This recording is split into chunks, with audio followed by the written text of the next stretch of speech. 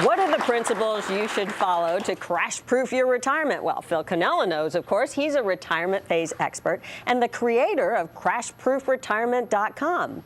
He's also written the book, Crash Proof Retirement, The Planning Isn't Over, and you can hear him on the Crash Proof Retirement radio show Saturdays at 11 a.m. on Talk Radio 1210 WPHT. Welcome, Phil. Thanks, Luann. How are you? I'm good. What are we talking about today?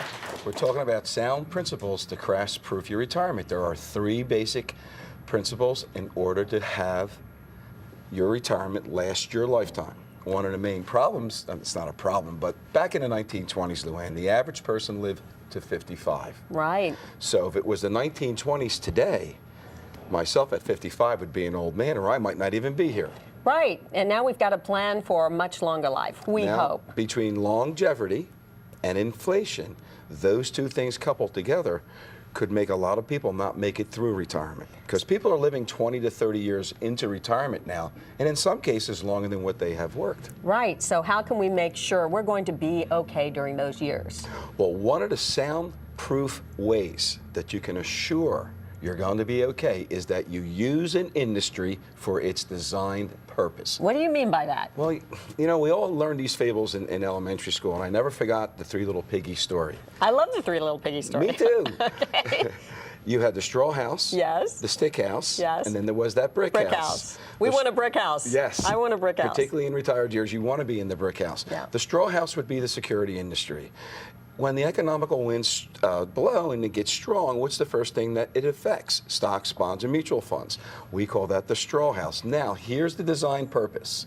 The design purpose of the security industry was to accumulate one's nest egg with risk over a sustained period. Right. So when the straw house started to blow in half, as a young person, you'd have time to rebuild.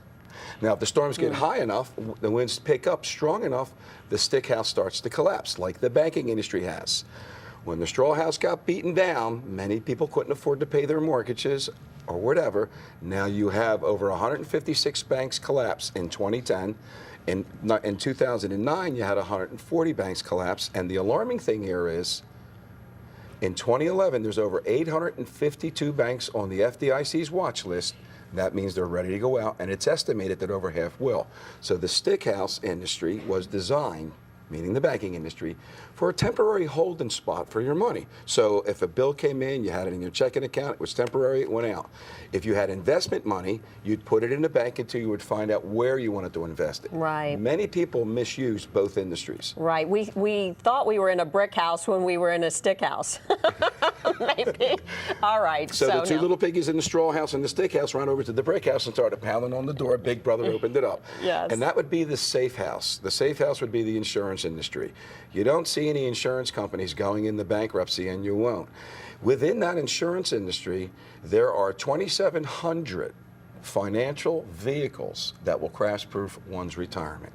But you have to use an industry for its design purpose, and if you do that, it then becomes consumer-driven. Okay, well, first principle of being crash-proof. Okay, being in the right industry. Okay, so insurance industry.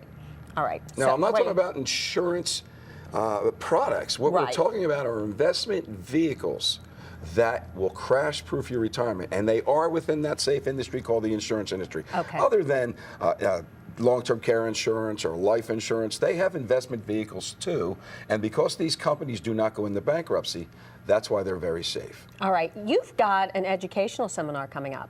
Tell me about that. Yes, we give these educational events. We call them crash-proof educational events. And we have one for our listeners coming up on January 25th, and that's going to be at Franco's right here on City Line. In fact, if I lean over far enough, I think I can see it. It's right down the street from Channel 10. We start at 11, but people must register, and they can call that number on their screen, 1-800-722. Do I see it? Yeah, 9728. It's right there. 1-800-722-9728. You can call for reservations. That's correct, and we'd like to see everyone come out and enjoy a crash-proof recipe and a good lunch afterwards. Okay, and then you will be telling them all about your tips and how they can crash-proof their retirement. Absolutely. That's what we do. Phil, thank you so much. You're welcome, Luann. Thank you.